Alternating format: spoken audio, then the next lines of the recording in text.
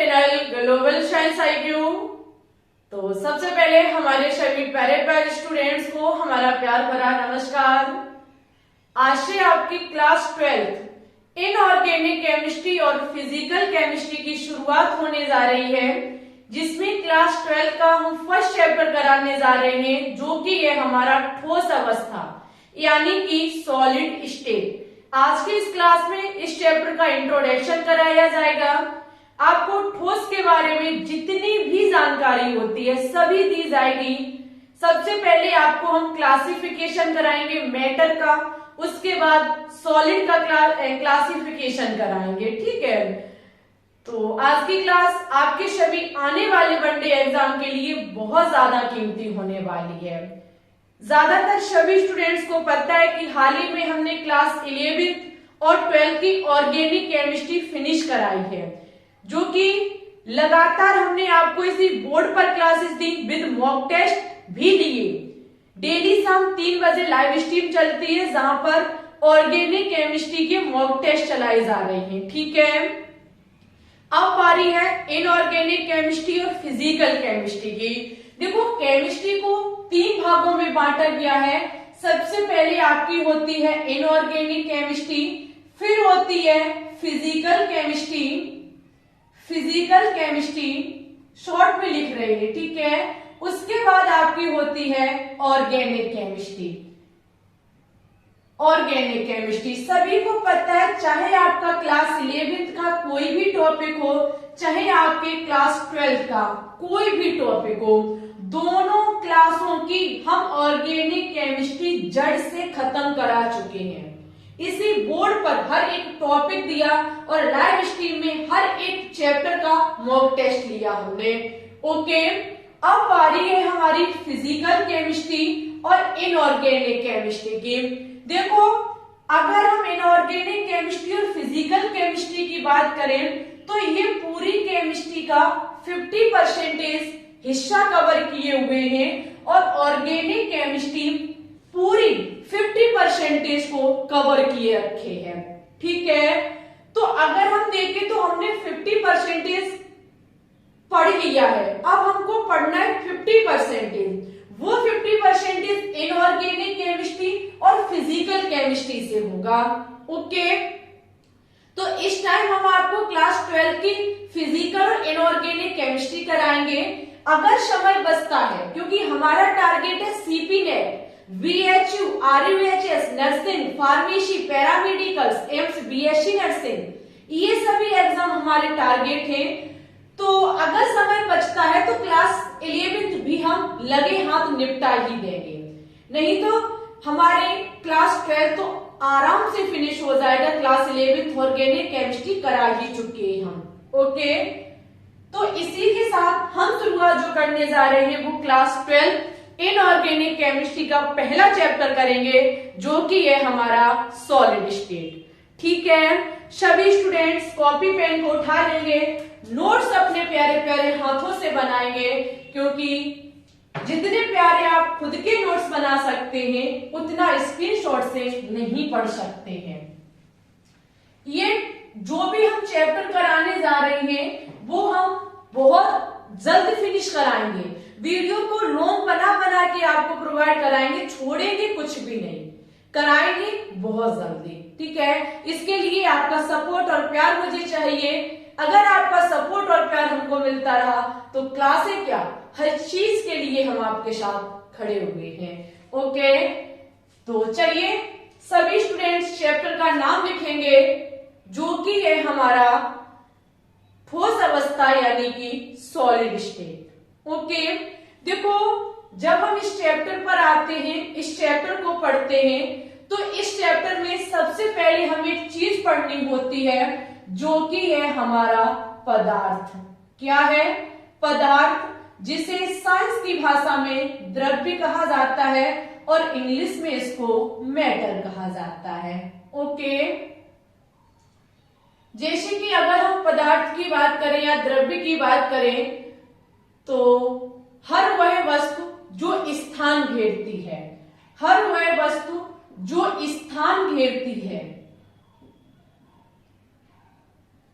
स्थान घेरती है वो कहलाती है हर वह वस्तु जिसमें द्रव्यमान होता है, यानी कि कुछ ना कुछ भार होता है।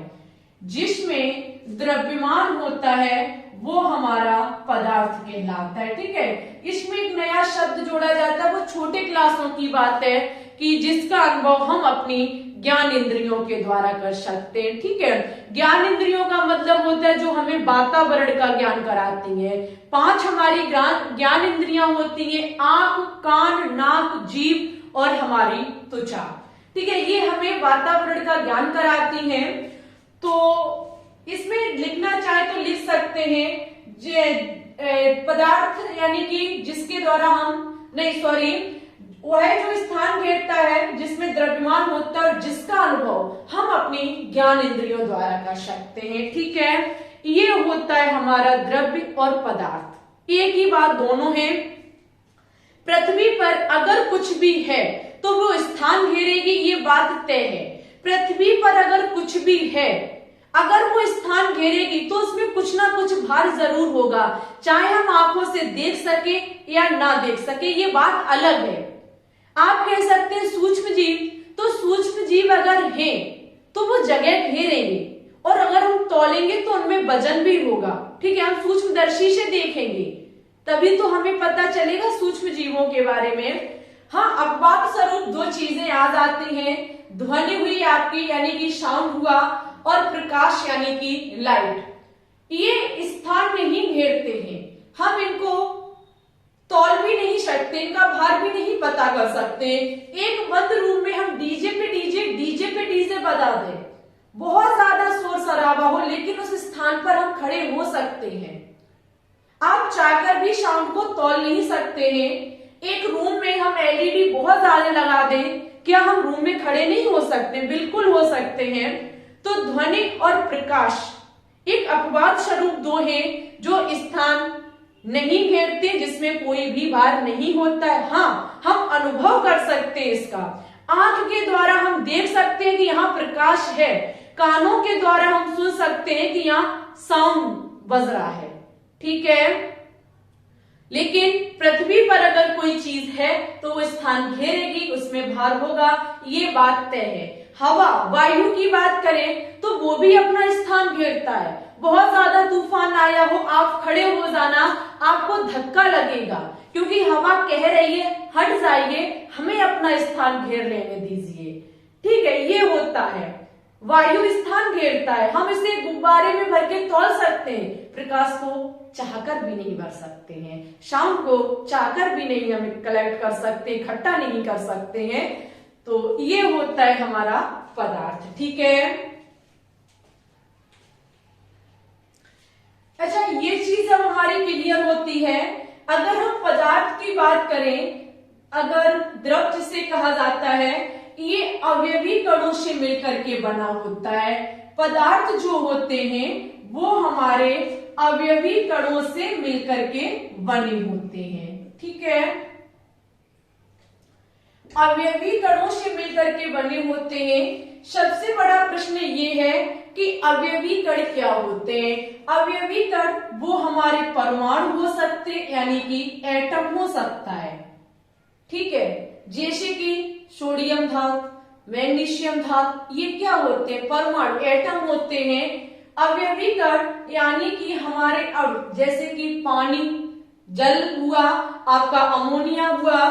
वहीं पे हम कहें तो अवयवी कण यानी कि ये आयन हो सकते हैं, जैसे कि नमक, यानी कि NaCl, Na+ होता है, Cl- होता है। पदार्थ तो वो भी होता है। तो पदार्थ हमारे अवयवी कण से मिलकर के बने होते हैं। अवयवी कण बोले तो परमाणु हो सकते हैं, अणु हो सकते हैं और आयन हो सकते हैं। ठीक है, अच्छा, अब हम क्या काम करेंगे? अब हम पढ़ेंगे ठोस के बारे में। देखिए हमारे प्यारे स्टूडेंट्स, चैप्टर हमारा ठोस है, तो ये ठोस आया कहां से? एक सबसे बड़ा प्रश्न यही उठता है कि ठोस आया कहां से है। तो देखो, अगर हम पदार्थ की बात करें और अगर हम पदार्थ का क्लासिफिकेशन, यानी कि अगर हम क्लासिफिकेशन ऑफ मैटर को देखें, वो भी किस आधार पर? भौतिक अवस्था के आधार पर। एक भौतिक होता है, एक रासायनिक होता है। रासायनिक वाला हम क्लास 11वीं में पढ़ाएंगे। भौतिक अवस्था के आधार पर अगर देखा जाए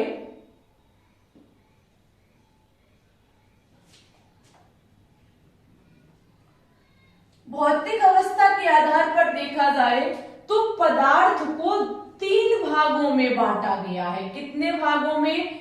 3 भागों में बांटा गया है। सबसे पहला हमारा ठोस, जो इस चैप्टर में हमको पढ़ना है, जिसे सॉलिड कहा जाता है, ठीक है। दूसरा होता है हमारा द्रव। द्रव और पदार्थ, द्रव्य होता है धरती आसमान का फर्क है, बहुत बड़ा फर्क है। द्रव्य पृथ्वी पर उपस्थित हर वो चीज, ठीक है, और द्रव एक तरल पदार्थ होता है, वहीं पर जिसे लिक्विड कहा जाता है। और इसका तीसरा भाग होता है गैस, ठीक है। क्या होता है? गैस होता है। भौतिक अवस्था के आधार पर पदार्थ को 3 भागों में बांटा जाता है, ठोस, द्रव, गैस, सॉलिड, लिक्विड, गैस।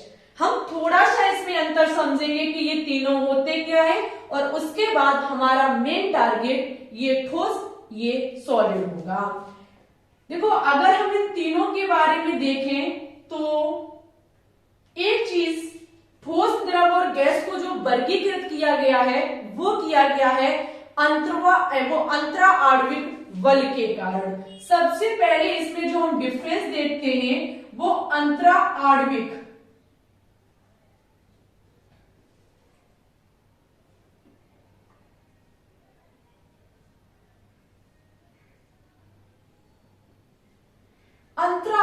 बल के अकॉर्डिंग देखते हैं। अंतरा आणविक बल देखो, अगर किसी 2 अणुओं के बीच, 2 परमाणुओं के बीच अगर अंतरा आणविक बल बहुत ज्यादा है तो वो 2 कण बहुत आपस में नजदीक होंगे, बहुत पास पास होंगे। ऐसे ही अगर हम ठोस की बात करें तो ठोस में अंतरा आणविक बल बहुत ज्यादा होता है, बहुत ज्यादा होता है, जिसके चलते ठोस के जो कण होते हैं वो बहुत ज्यादा पास पास होते हैं, ठीक है। अंतरा आणविक बल ठोस में बहुत ज्यादा होता है। कैसा होता है? ज्यादा होता है, जिसके कारण ठोस के कण जो होते हैं वो पास पास होते हैं। अंतरा आणविक बल के कारण ही ठोस, द्रव और गैस को हम समझ सकते हैं, ठीक है। ये कणों को आपस में बांध करके रखने वाला बल होता है, जबकि ठोस की अपेक्षा द्रव में अंतरा आणविक बल कम होता है, ठोस की अपेक्षा कम होता है। ठोस की अपेक्षा इसमें बहुत कम होता है, जिसके चलते ठोस देखो अगर है तो इसके कण इस प्रकार से पास पास होंगे, इसके कण पास पास होंगे, जबकि अगर हम द्रव में देखें तो एक कण यहाँ है तो दूसरा यहाँ और तीसरा आपका यहाँ होगा। अगर हम गैस को देखें तो गैस में जो अंतरा आणविक बल होता है वो बहुत ज्यादा कम होता है, ठीक है। अंतरा आणविक बल बहुत ज्यादा कम होता है। कैसे? अगर हम देखें तो एक कण यहाँ है तो एक कलकत्ता में है, ठीक है। इनके कणों की जो दूरी होती है वो बहुत ज्यादा होती है, क्योंकि इनमें आणविक बल कम प्रेजेंट होता है, ठीक है। ये पहला अंतर हमने देखा। दूसरा हम इसमें देखेंगे आकार के आधार पर। किसके आधार पर? आकार के आधार पर अगर देखा जाए तो ठोस का आकार निश्चित होता है, ठोस का आकार निश्चित होता है। आपका सवाल, कोई प्रूफ है मैम जी आपके पास कि ठोस का आकार निश्चित है? अरे भाई, बिना प्रूफ के तुम कभी बात ही नहीं करते, कभी नहीं की। अब क्या करेंगे? अगर हम सपोज दैट मार्कर ही ले लें, कैसा दिखने में? ठोस है, ठीक है। इस मार्कर को चाहे हम यहां रख, इस मार्कर को चाहे हम यहां देखें तब भी मुझे इसका आकार ऐसा ही नजर आएगा। अब हम इस मार्कर को क्या काम करते? लखनऊ लेकर के जाते हैं, ठीक है, तब भी उसका आकार वैसा ही रहेगा। ऐसा नहीं है कि जगह बदली तो आकार बदल गया। समझो मेरी बात को, हमने हाथ में लिया, मार्कर का आकार नहीं बदला, हमने इसी मार्कर को अपने किसी भी फ्रेंड के हाथ में पकड़ा दिया, मार्कर ने अपना रूप नहीं बदला, अपना आकार नहीं बदला, साइज नहीं बदलता है। इसी मार्कर को हम क्या काम करें, किसी डिब्बे में पैक करके रख दें, मार्कर का आकार नहीं बदल सकता है। मार्कर क्योंकि ठोस है, किसी एक पत्थर को लेकर के हम बॉक्स में बंद कर दे, अपने हाथ में पकड़ ले, कभी आकार नहीं बदल सकता है। ठीक है। जबकि अगर हम द्रव की बात करें तो इसका आकार जो होता है, इसका आकार अनिश्चित होता है। इसका आकार कैसा होता है, अनिश्चित होता है। कैसे? द्रव यानी कि तरल पदार्थ, माना कि सबसे जाना पहचाना जिसके बिन हम जिंदा नहीं रह सकते, क्योंकि जल ही जीवन है। अगर हम जल को ले लें एक बोतल में, बोतल में जब हम जल को लेंगे तो जल बोतल का आकार ले लेगा। उसी जल को हम क्या काम करें, अपने इस हथेली पर डालें, ये हथेली में फैल जाएगा। उसी जल को हम जमीन में डाल दें, चारों तरफ बिखर जाएगा, कोई आकार नहीं होता है। एक बूंद को बोतल में लेंगे, बोतल का आकार होगा, एक बूंद को जमीन में डाल देंगे, चारों तरफ बिखर सा जाएगा। मीन्स द्रव का कोई भी आकार नहीं होता है, अनिश्चित आकार होता है। वहीं पर अगर हम गैस की बात करें तो गैस का भी आकार अनिश्चित होता है। इसका भाई कोई भरोसा नहीं, किधर का मारा किधर उड़ जाए, कोई इसका आकार नहीं होता है। ठीक है। तीसरे नंबर पर हम इसमें देखते हैं आयतन के आधार पर। किसके आधार पर? आयतन, जो बहुत ज्यादा प्रॉब्लम भी सामने लाता है, बच्चे समझ नहीं पाते। आयतन के आधार पर देखो, आयतन के आधार पर देखें तो ठोस निश्चित, ठोस का आयतन जो होता है वो निश्चित होता है। कैसे? इस मार्कर जो कि ठोस है, हमने इसको यहां रखा, इसने उतनी ही जगह घेरी। आयतन का सीधा मतलब होता है घेरा गया स्थान। क्या होता है? घेरा गया स्थान। समझो मेरी बात को, आयतन बराबर लिख लीजिए घेरा गया स्थान। अगर इस मार्कर को हम यहाँ रखें, इसने जितनी जगह यहाँ घेरी, मोटाई, ऊंचाई, लंबाई, चौड़ाई, जो भी यहाँ इसने घेरा, इसे हम लखनऊ जाकर के कहीं रख दे, ये यहाँ जितना स्थान घेरेगा वहां भी ये उतना ही स्थान घेरेगा। आयतन का मतलब घेरा गया स्थान। जितना ठोस पत्थर को ले ले, जितना स्थान मेरे हाथ पर घेरेगा उतना ही स्थान वो जमीन पर घेरेगा। ऐसा नहीं है कि जगह बदली तो वो स्थान घेरना भी, यानी कि उसका लंबाई, चौड़ाई, तिरछाई सब बढ़ जाएगी अपने आप। नहीं भाई, चाकर भी नहीं ऐसा हो सकता है। ऐसे ही अगर हम द्रव में देखें, तो इसका भी आयतन निश्चित होता है। बहुत बड़ा प्रश्न, द्रव का नहीं कभी स्टूडेंट समझ पाते कि कैसे इसका आयतन निश्चित होता है। हम क्या काम करेंगे, 2 लीटर पानी लेंगे, उस 2 लीटर पानी को 10 लीटर की बाल्टी में डालेंगे। समझो मेरी बात को, 2 लीटर पानी को हमने 10 लीटर की बाल्टी में डाला, तो हमारे प्रिय स्टूडेंट्स वो 10 लीटर की बाल्टी में सिर्फ 2 लीटर वाला स्थान ही घेरेगा। ऐसा नहीं है कि वो 2 लीटर से 3 लीटर जल स्थान घेर लेगा बाल्टी का, नहीं। उसी 2 लीटर के पानी को 5 लीटर के भगोने में डालना, 2 लीटर जगह घेर लेगा, 3 लीटर का स्थान खाली बना रहेगा। लाइए 3 लीटर और उसमें डाल दीजिए। यानी कि अगर हम 1 किलो वो 1 लीटर पानी बोतल में लेंगे तो 1 लीटर डिब्बे में अगर हम डालेंगे तो वो 1 लीटर घेरेगा। अगर 1 लीटर से ज्यादा बड़ा डिब्बा है तो वो उतना खाली डला रहेगा, वो सिर्फ अपना स्थान घेरता है। इसलिए आकार निश्चित नहीं होता है। जैसे जहां डाल देंगे बिखर जाता है, उसी का रूप ले लेता है, लेकिन आयतन निश्चित होता है, घेरा गया स्थान निश्चित होता है। ऐसा नहीं है कि हमने एक गिलास में पानी लिया 400 ग्राम, तो वो 400 ग्राम था और हमने बाल्टी में डाल दिया तो वो 800 ग्राम हो गया। ऐसा नहीं होता है, उसका आयतन निश्चित होता है, ठीक है। जबकि गैस का जो आयतन होता है वो अनिश्चित होता है। गैस का आयतन अनिश्चित होता है, कोई भरोसा नहीं। एक डिब्बी में बंद करो तो वो वही बना रहेगा, खोलो सभी में बिखर जाएगा, ठीक है। घेरा गया स्थान इसका कोई भी निश्चित नहीं होता है। ये होता है ठोस, द्रव और गैस। वैसे पदार्थ की और भी अवस्थाएं होती है, लेकिन मेन हमको 3 ही पढ़नी होती हैं भौतिक अवस्था के आधार पर। प्लाज्मा, बोसाइस्टिन ये हमें नहीं पढ़नी है क्योंकि हमारे लेवल की नहीं है। ओके, अब हम इसमें देखेंगे सॉलिड स्टेट यानी कि द्रव अवस्था। जो भी स्टूडेंट्स अगर स्क्रीनशॉट लेना चाहते तो बिल्कुल ले सकते हैं, ठीक है। अब हम क्या देखेंगे, अब हम देखेंगे सॉलिड। तो आपने देख ही लिया है कि सॉलिड है क्या। सॉलिड जिसका आकार,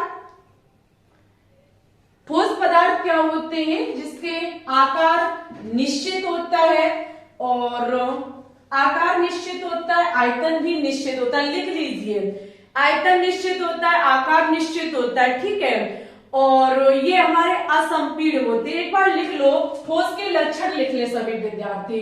हेडिंग लगाएंगे ठोस के लक्षण, ठोस पदार्थों के लक्षण।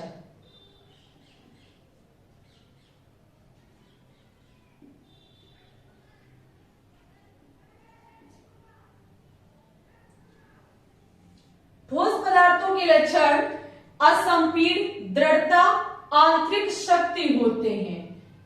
असंपीड्य होते हैं, कैसे होते हैं, असंपीडता,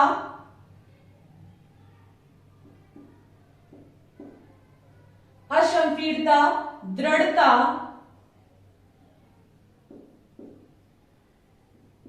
यांत्रिक शक्ति होते हैं, यांत्रिक शक्ति होते हैं, ठीक है। असंपीड यानी कि दृढ़ होते, कठोर, दृढ़ का मतलब कठोर होते हैं, और असंपीड जिसे दबाया नहीं जा सकता है, ठीक है। इसमें सेकंड पॉइंट लिखेंगे अणु परमाणु आयन, अणु परमाणु, अणु परमाणु आयन, अणु परमाणु आयन सघन संतुलित होते। ये सघन क्या होता है तो आपको नेक्स्ट लेक्चर में देखने को मिलेगा। सघन संतुलित होते हैं, सघन संतुलित होते हैं, अर्थात प्रबल आंतरिक आणविक बल द्वारा बने होते हैं। अर्थात प्रबल का मतलब होता है स्ट्रॉन्ग, एकदम मजबूत। प्रबल अंतरा आणविक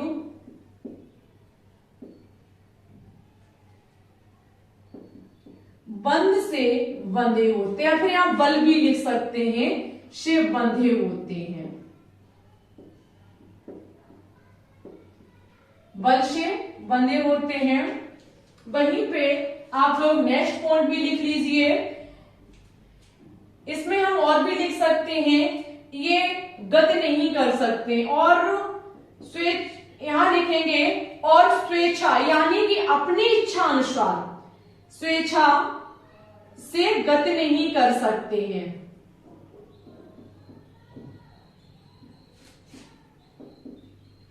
गति नहीं कर सकते हैं, ये चाहकर भी अपने मन से, अपनी इच्छा अनुसार गति नहीं कर सकते। ठोस में गति हो ही नहीं सकते क्योंकि उनके बीच इतना मजबूत अंतराणविक बल होता है जो कणों को एक जगह से दूसरी जगह हिलने डुलने नहीं देता है। वहीं पर तीसरा पॉइंट लिखेंगे कि ठोस पदार्थों का आकार, आयतन निश्चित होता है।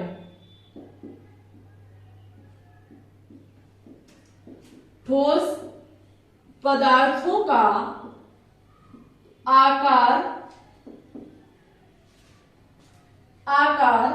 आयतन निश्चित होता है।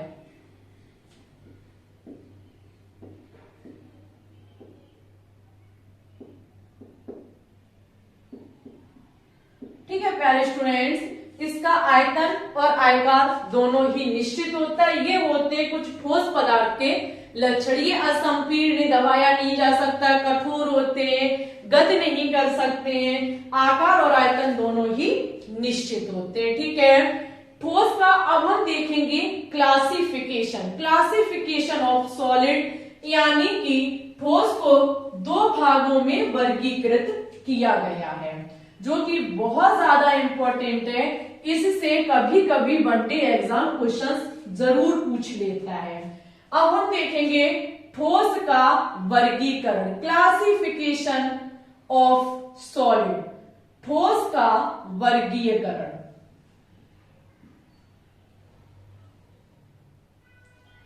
ठोस का जो हम वर्गीकरण करेंगे वो करेंगे ज्यामितीय के आधार पर, पैटर्न के आधार पर, ज्यामितीय के आधार पर।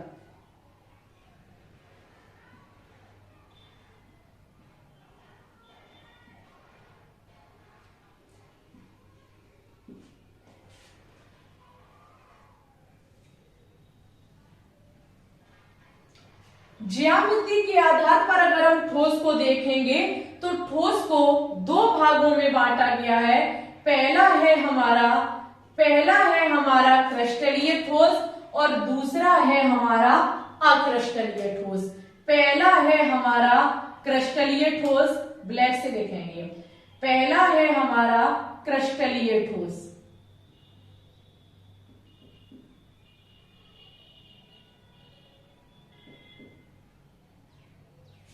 और दूसरा है हमारा अक्रिस्टलीय ठोस।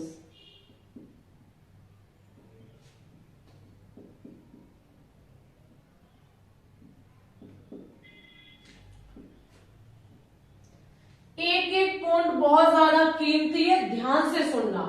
अगर हम बात करें ठोस के वर्गीकरण ज्यामिति के आधार पर, तो ज्यामिति के आधार पर दो भागों में बांटा गया है, क्रिस्टलीय ठोस और अक्रिस्टलीय ठोस। थोड़ा सा राइटिंग कभी कभी तिरछा होता है, लेकिन आप लोग पढ़ने से मतलब रखें, राइटिंग से थोड़ा ध्यान ना करें। एक बार हम कैमरा को चेक करेंगे।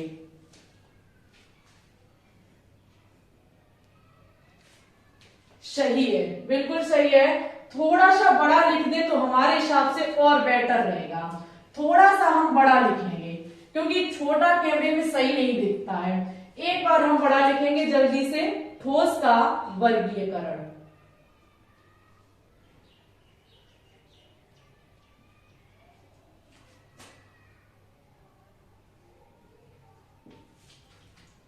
किसके आधार पर? ज्यामिति के आधार पर।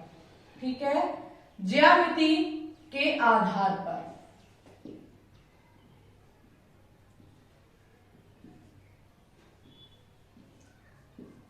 ज्यामिति के आधार पर ठोस को दो भागों में बांटा गया है। पहला है हमारा क्रिस्टलीय ठोस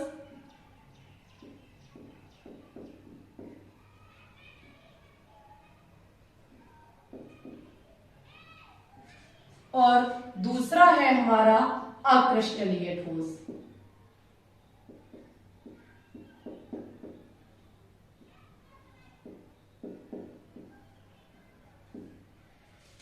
देखो, सबसे पहले हम क्या काम करेंगे, आपके सामने कुछ संरचनाएं बनाएंगे। आपके सामने हम कुछ संरचनाएं बनाएंगे जिसके अकॉर्डिंग हम आपको सिखाएंगे कि क्रिस्टलीय क्या होता है और अक्रिस्टलीय क्या होता है।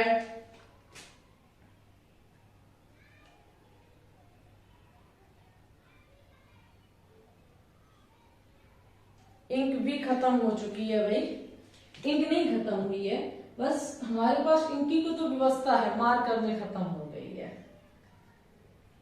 हाँ, अब देखेंगे सभी विद्यार्थी, यहाँ पर हम कुछ संरचनाएं बना रहे हैं जिसे आप लोग बहुत ज्यादा ध्यान से देखेंगे।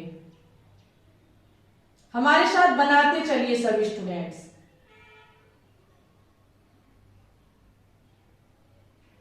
बनाते चलना, ऐसा मत करना कि आप बनाए ही ना।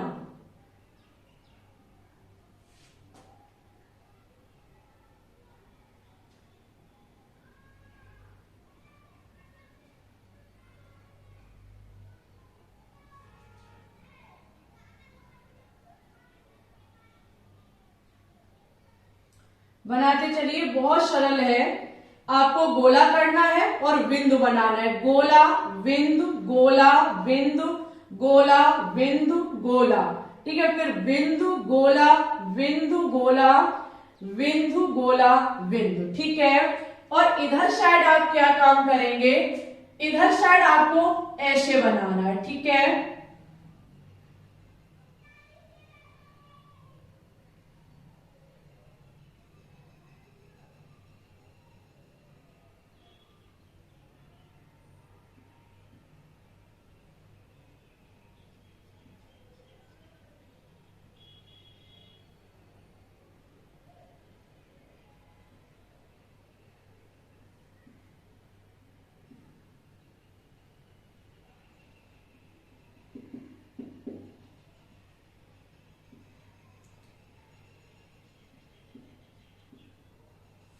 हाँ, देखिए हमने क्या काम किया, दोनों तरफ संरचनाएं बनाई। अब हम देखेंगे क्रिस्टलीय ठोस और अक्रिस्टलीय ठोस को।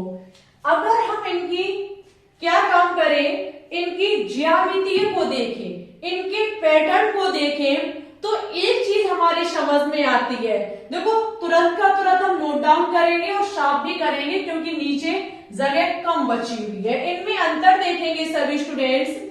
अगर हम क्रिस्टलीय ठोस में देखें तो इनका जो पैटर्न है वो निश्चित है। इनका पैटर्न निश्चित कैसे है, आप लोग देख सकते हैं। एक गोले के चारों तरफ 4 बिंदु हैं, एक गोले के तरफ 4 बिंदु हैं। जहां जहां आप देखेंगे एक गोले के आसपास 4 बिंदु हैं, यहाँ आप देखेंगे गोला बिंदु गोला बिंदु गोला बिंदु गोला बिंदु, यानी कि एक निश्चित पैटर्न से लगे हुए हैं, एक निश्चित ज्यामिति है इनकी। तो आप लोग लिखेंगे कि जो आपके क्रिस्टलीय ठोस होते हैं इनकी निश्चित ज्यामिति होती है।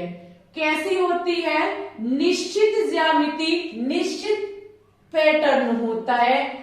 जबकि अगर हम यहाँ पर नजर डालेंगे तो यहाँ हमें भीड़ नजर आ रही है, समझ नहीं आ रहा कहाँ गोला कहाँ बिंदु, कहीं गोला कहीं बिंदु, कहीं 2 पास पास गोले आ गए तो कहीं 4-6 पास पास बिंदु आ गए, यानी कि इनका पैटर्न, इनकी ज्यामिति अनिश्चित है। इनकी ज्यामिति कैसी है, अनिश्चित है, ठीक है। इनकी कोई भी निश्चित ज्यामिति नहीं है, जबकि इनकी एक निश्चित ज्यामिति है। अगर इसी के बीच हम देखें तो इनके बीच अन्योन्य क्रिया, अन्योन्य क्रिया का मतलब इनके बीच बलों का वितरण भी एक समान है। कैसे, अगर हम इस गोले पर देखें तो 4 बिंदु बल लगा रहे हैं, इस गोले पर 4 बिंदु बल लगा रहे हैं। अगर हम इसी में आगे जाकर के देखें तो यहाँ भी एक गोले को 4 बिंदु बल लगा रहे हैं। हम कह सकते हैं हर जगह अगर हम यहाँ देखेंगे तो बलों का समान वितरण है। बलों का कैसा वितरण है, समान वितरण है, बलों का समान वितरण है, ठीक है। बलों का समान वितरण है, जबकि अगर यहां देखा जाए तो कोई भी इनके बीच समान वितरण नहीं है। बलों का असमान वितरण है, समान नहीं है, असमान वितरण है। यानी कि लगने वाला बल यहां समझ में नहीं आ रहा है कि कौन सा किस पर लगा रहा है, जबकि यहां एकदम कायदे से समझ में आ रहा है। देखिए अगर बलों का वितरण समान है तो इनका गलनांक और कुथनांक भी निश्चित होता है। इनका कुथनांक, इनका जो आपका कुथनांक होगा और गलनांक होगा, कुथनांक एवं गलनांक, क्वथनांक एवं गलनांक निश्चित होगा। कैसा होगा? निश्चित होगा, जबकि इनका गलनांक और क्वथनांक अनिश्चित। कैसे? अभी बता रहे हैं। क्वथनांक एवं गलनांक अनिश्चित होगा।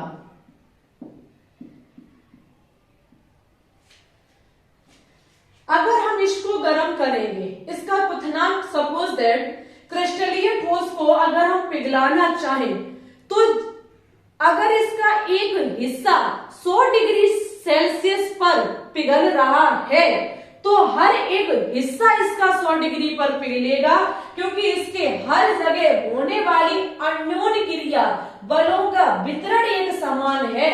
जबकि यहाँ कहीं तो बहुत ज्यादा बल है और कहीं तो है ही नहीं, जिसके चलते इसका कोई भी गलनांक और क्वथनांक निश्चित नहीं है। कोई पार्ट कितने में भी गर्म हो रहा है और कोई पार्ट कितने टेम्परेचर पर गर्म हो रहा है। ठीक है।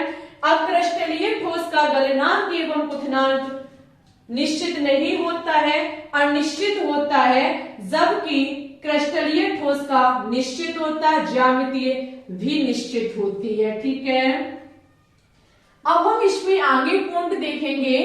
आगे लिखा हुआ है, अगर हम इसमें देखें, ये बहुत इंपॉर्टेंट पॉइंट है, स्टार लगा लीजिए। इसमें अगर हम विदलन करना चाहें, अगर हम इसको काटना चाहें, समझना मेरी बात को, अगर हम इसका विदलन करना चाहें तो समविदलन होगा। कैसे समविदलन होगा? क्योंकि यहां पर इसका पैटर्न एक सा है, पैटर्न एक सा है। जैसे कि हम क्या काम करें, इसे ऐसा काटना चाहे तो हर एक तरफ आपका गोल गोल आएगा, एक तरफ बिंदु बिंदु आएगा। और अगर हम इसको कट करना चाहें तो कहीं तो गोला है, कहीं तो बिंदु है, कहीं गोले गोले, कहीं बिंदु बिंदु, यानी कि खुरदरा विदलन होगा। इसको चाकू से काटने से समविदलन होता, एकदम आपका चिकनी सरफेस आपको प्राप्त होगी, जबकि इसका विदलन करने से हमारी खुरदरी, जैसे हीरा क्रिस्टलीय ठोस का बहुत अच्छा उदाहरण है। हीरा को जब हम चाकू से काटते हैं तो एकदम कटने वाला हिस्सा आपका चिकना होता है, समविदलन होता है। जबकि रबर को काटें या कांच को काटें तो खुरदरापन होता है। होता कि नहीं होता? बिल्कुल होता है। तो यहां पर आपका समविदलन होगा। कैसा विदलन होगा? समविदलन होगा, जबकि यहां पर आपका विषम विदलन होगा। यहां पर विषम विदलन होगा। ठीक है। खुरदरापन यहां पर होगा। अगर हम नेक्स्ट पॉइंट को देखें, जो कि वेरी इंपॉर्टेंट है, लिख लीजिए, इसे वास्तविक ठोस कहा जाता है। इसे क्या कहा जाता है? इसको वास्तविक ठोस कहा जाता है और इसको आभासी या फिर अतिशीतित द्रव कहा जाता है। अतिशीतित द्रव कहा जाता है। कैसे कहा जाता है? देखिए हमारे प्यारे स्टूडेंट्स, अगर हम माना कि Fe लोहा को ले लें, कॉपर को ले लें, मैग्नीशियम धातु को ले लें, किसी को ले लें, आज हम अगर इसे बचा करके स्वच्छता से रखेंगे, आज रखा, 50 साल बाद देखेंगे जैसा था वैसा ही मिलेगा, लेकिन थोड़े बचाव के साथ, पानी आने नहीं जाने पाए लोहा में। हम देखेंगे जैसा आज रखा 50 साल बाद वैसा ही हमें नजर आएगा। जबकि अक्रिस्टलीय ठोस का सबसे अच्छा उदाहरण ग्लास होता है, जिसे कांच कहा जाता है।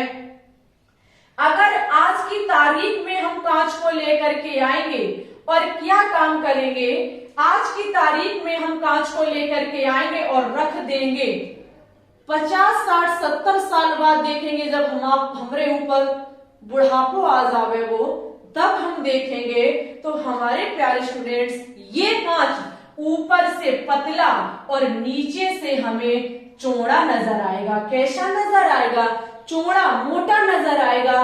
क्योंकि अक्रिस्टलीय ठोस जिसका उदाहरण कांच है, ये हमेशा गुरुत्वाकर्षण बल के कारण ऊपर से नीचे की तरफ बहता रहता है, जिसके चलते इस गुण को अतिशीतित द्रव भी कहा जाता है। इसलिए अक्रिस्टलीय ठोस आह्वाशी होता है और अतिशीतित द्रव होता है।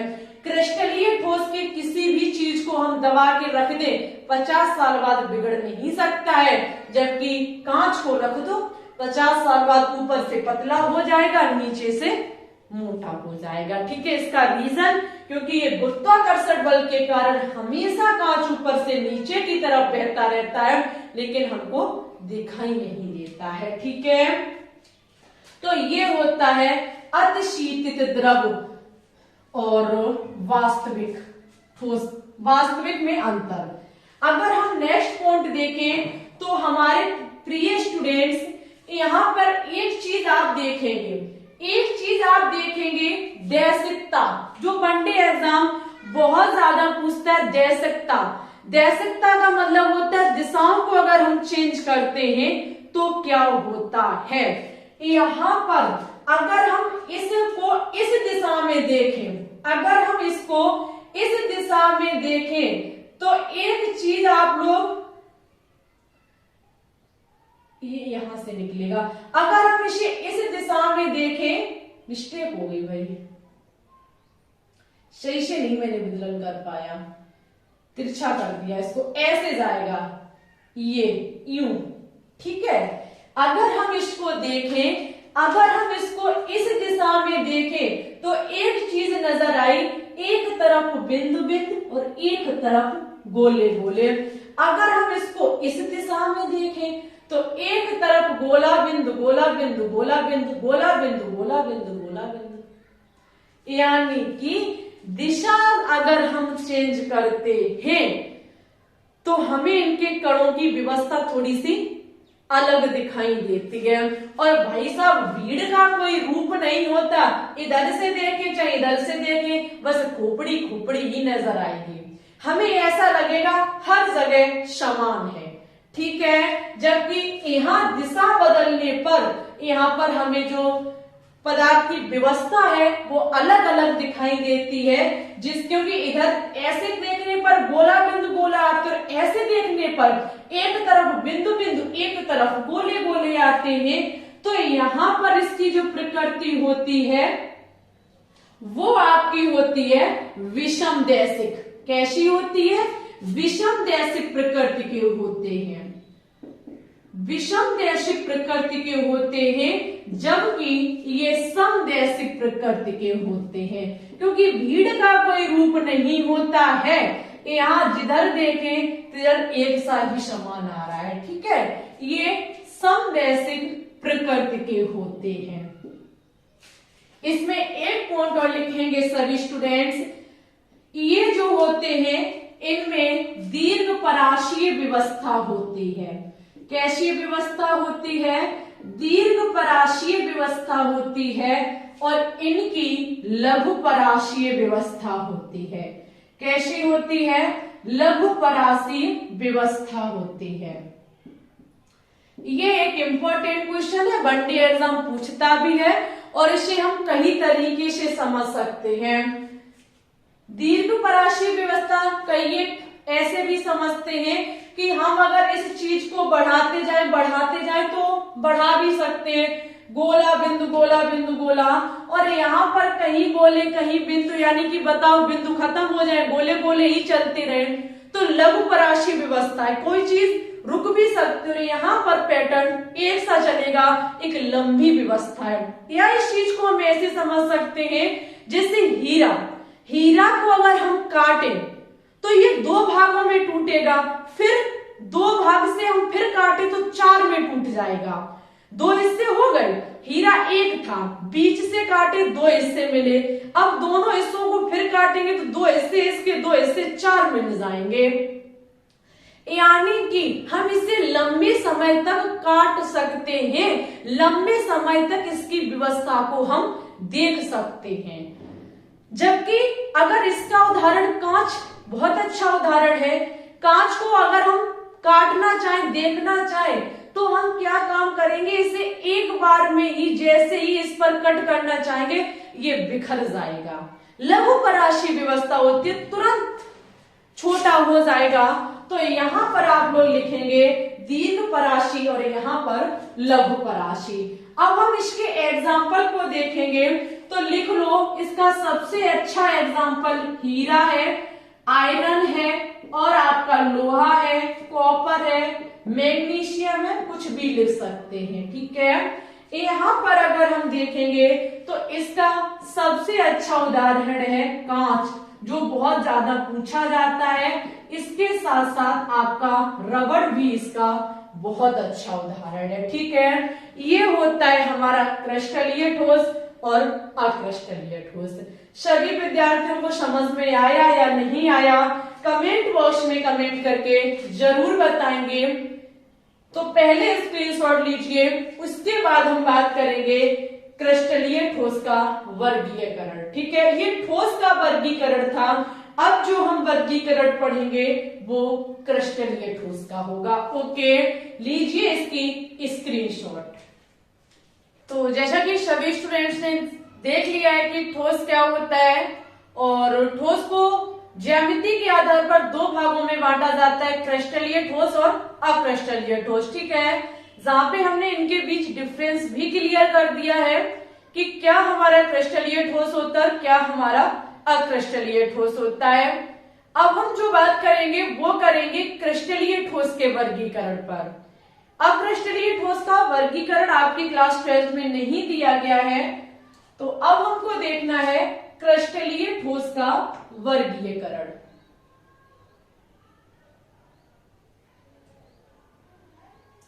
हेड लगाइए सभी स्टूडेंट्स, क्रिस्टलीय ठोस का वर्गीकरण।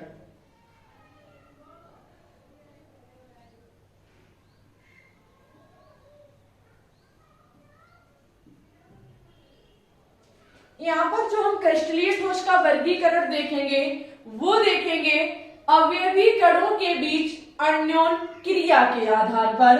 आप लोग लिख सकते हैं, यहां पर जो हमारा आधार है वो अवयवी कणों के बीच अन्योन क्रिया।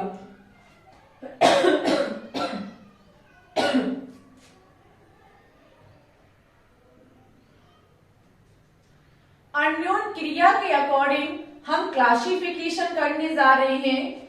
जब हम इसके अकॉर्डिंग इसका क्लासिफिकेशन करेंगे तो देखो, क्रिस्टलीय ठोस को 4 भागों में बांटा जाता है। कितने भागों में? 4 भागों में। क्रिस्टलीय ठोस को 4 भागों में बांटा जाता है। पहला है हमारा आणविक ठोस। क्या है? आणविक ठोस। ठीक है। सेकंड इसका भाग होता है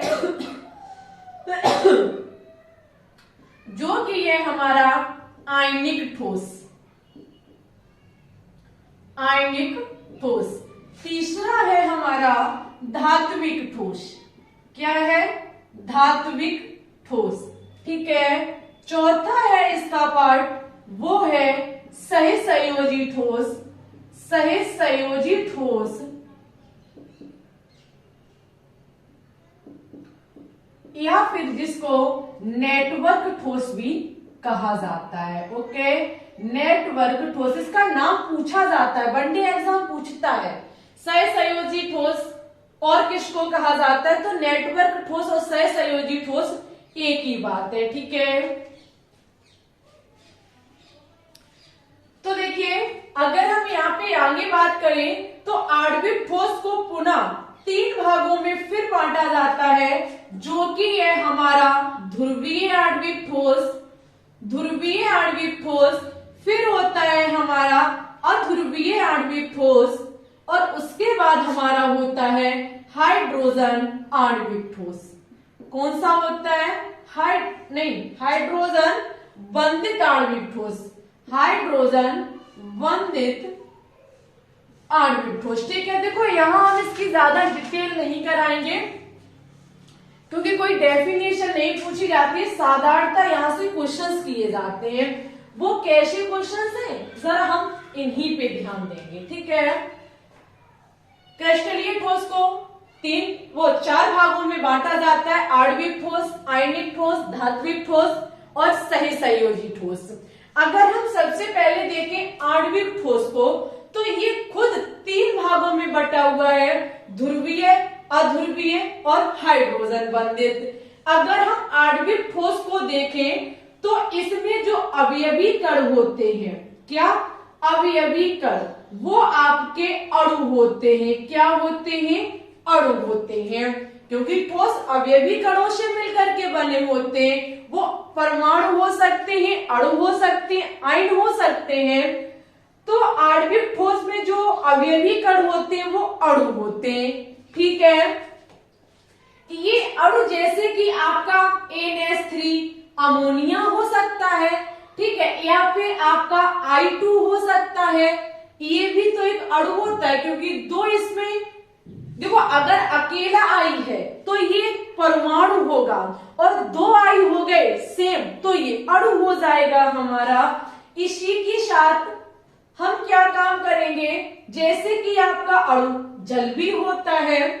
यहाँ पर एक चीज आप देखेंगे तो नाइट्रोजन पार्शियल पॉजिटिव नहीं, नाइट्रोजन पार्शियल निगेटिव होता है, नाइट्रोजन पार्शियल निगेटिव होता है और हाइड्रोजन पार्शियल पॉजिटिव होता है। एक एक बात को गहराइयों से सुनना हमारे प्यारे स्टूडेंट्स।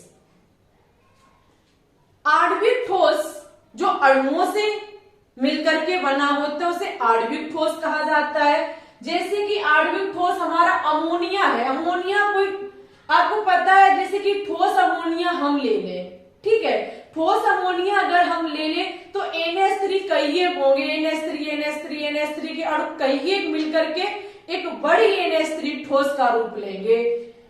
तो यहाँ पर कई एक NH3 होंगे, कई एक NH3 होंगे, ये पार्शियल नेगेटिव, ये पार्शियल पॉजिटिव। जब आपको अणुओं का ऐसा रूप दिखता है जहां पार्शियल पॉजिटिव निगेटिव आपस में होते हैं, वहां पर हमारा ध्रुवीय आणविक ठोस होता है, ठीक है। अगर हम यहाँ पे देखें तो कई एक आई, क्योंकि II2 है, ठीक है, ऐसे होंगे। अब ना तो इस पर प्लस है ना इस पे माइनस है, चार्ज किसी का क्लियर नहीं, किस पर माइनस किस पर प्लस, लेकिन I2 हमारा एक अणु है। ध्यान रखना, अगर I अकेला है तो परमाणु है, दो I हो गए अणु हो गया, क्योंकि जब दो परमाणु आपस में मिल जाते तो वो अणु कहलाता है। अगर दो अलग अलग परमाणु आपस में मिल जाते तब भी वो हमारा अणु कहलाता। जैसे यहाँ हाइड्रोजन और जल मिल गए तो अणु हो गया, हाइड्रोजन अकेला होता, ऑक्सीजन अकेला होता तो ये परमाणु हो जाते हमारे, ठीक है। तो यहाँ पर इनके बीच कुछ नहीं पता, जिसके चलते ये हमारे अध्रुवीय होंगे। जबकि हाइड्रोजन बंध जैसे कि जल को देखा जाए तो इनके बीच कुछ इस प्रकार से व्यवस्था होती है, ठीक है, इस प्रकार से होती है। तो यहाँ पर इनके बीच जो है वो हाइड्रोजन बंध है। क्या है, हाइड्रोजन बंध है, ठीक है। ये छोटी छोटी चीजें छोटे छोटे भाषाओं में हम सिखाई दे रहे हैं आपको, क्योंकि वनडे एग्जाम क्वेश्चंस पूछ लेता है कभी कभी। अगर हम आयनिक ठोस की बात करें, किसकी बात करें, अगर हम आयनिक ठोस की बात करें तो आयनिक ठोस में जो आपके अवयवी कण होते हैं, इसमें जो अवयवी कण होते हैं वो आयन होते हैं। आयन का मतलब होता है धनायन और आपका ऋणायन, ठीक है। इसमें अवयवी कण धनायन या फिर ऋणायन होते हैं। इनके बीच कभी कभी बल भी पूछ लिया जाता है, तो स्टार बना के लिख लीजिए। इनके बीच स्थिर विद्युत आकर्षण बल होता है। आकर्षण बल होता है। ठीक है, विद्युत आकर्षण बल स्थिर होता है और आयनिक ठोस जो होते हैं वो कठोर प्रकृति के होते हैं। कैसे होते हैं? इनकी जो प्रकृति होती है वो कठोर होती है। लिख सकते हैं आप लोग, कठोर प्रकृति के होते हैं और ये विद्युत रोधी भी होते हैं। कैसे? अगर ये ठोस अवस्था में है, ठोस अवस्था में ये विद्युत रोधी होते हैं, विद्युत धारा प्रभावित नहीं की जा सकती है, विद्युत रोधी होते हैं, परंतु गलत अवस्था में, परंतु गलित या फिर जलीय अवस्था में यहां ये विद्युत के चालक होते हैं। कैसे? इसका सबसे अच्छा उदाहरण है NaCl, क्योंकि Na+ होता है, Cl- होता है। अगर ये ठोस अवस्था में है तो विद्युत धारा प्रभावित नहीं होगी। अगर नमक को गला लिया जाए, जलीय कर लिया जाए, तो इसमें विद्युत धारा प्रभावित हो सकती है। ठीक है, अब हम धात्विक ठोस की बात करेंगे तो इनके बीच धात्विक बंध होता है। कौन सा बंध होता है? धात्विक बंध होता है। अगर हम इसमें अवयवी कण देखें, माना कि एक कोई आयरन की धातु है, समझना, अगर आयरन है हमारा Fe, कई एक Fe, ठीक है, तभी तो एक धातु बनके तैयार होगी, एक बड़ी धातु। ओके, आपको पता है कि Fe जो होता है वो 2+ देता है। कब? जब यहां से 2 इलेक्ट्रॉन निकलते हैं। ठीक है, यहां से 2 इलेक्ट्रॉन निकलते हैं।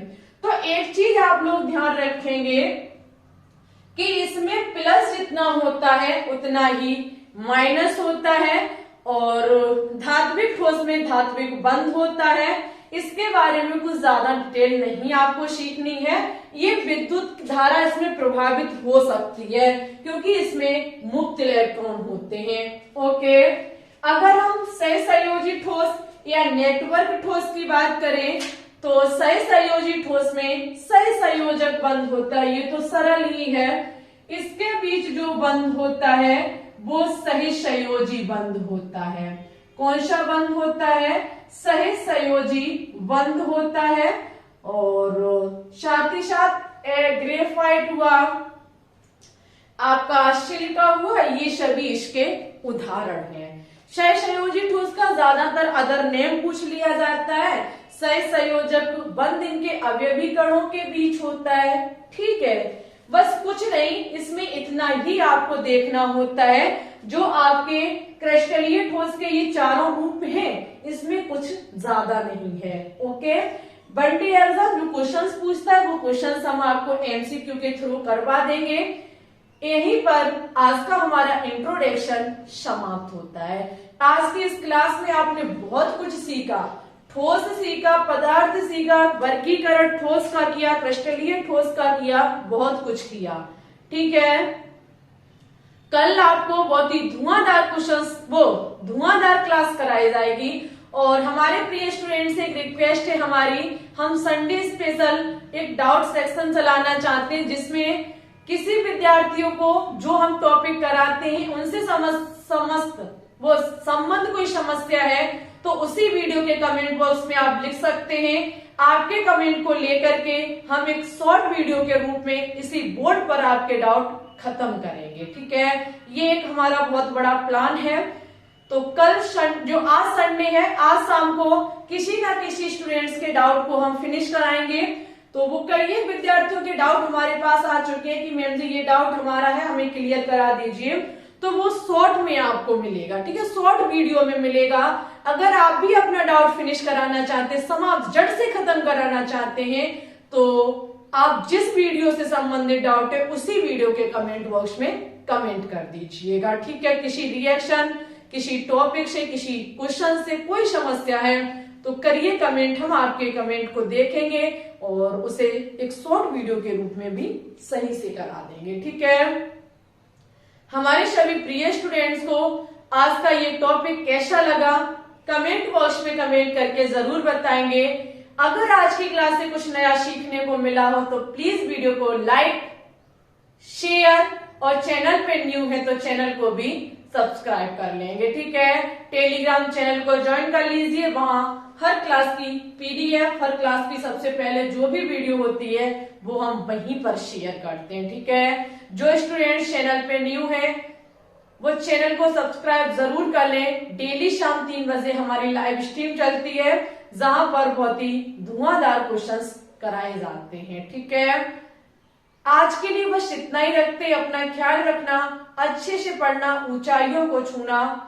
ओके, और बस आपके सपोर्ट और प्यार से हम भी आगे बढ़ेंगे, आप भी बढ़ेंगे। तो फिर ठीक है, जो विद्यार्थी न्यू है उनसे इतना कहना है कि आप ऑर्गेनिक केमिस्ट्री की प्लेलिस्ट को चेक कर ले जा करके, वहां के हर एक वीडियो को अच्छे से वॉच कर ले। कोई भी ऐसा उसमें हमने पॉइंट नहीं पढ़ाया जो कीमती ना हो। ठीक है, क्योंकि ज्यादा नहीं, 55 के समथिंग क्लासेस से देख लेना, अन्यथा पछताओगे। ठीक है, बहुत बेस्ट हमने कंटेंट दिया है, सच्ची बता रही हूँ, बहुत मेहनत लगी है उस कंटेंट को बनाने में। ओके, और जो विद्यार्थी क्लासों को देख चुके हैं वो रिवीजन लगातार करते रहें। रिवीजन नहीं करोगे तो आप भूल जाओगे, रिवीजन करते रहें, जितना हो सके रिवीजन करते रहें। ठीक है, सभी विद्यार्थियों को बाय बाय, मिलते हैं फिर न्यू क्लास में। तब तक के लिए सभी प्रिय स्टूडेंट्स को ऑल द बेस्ट।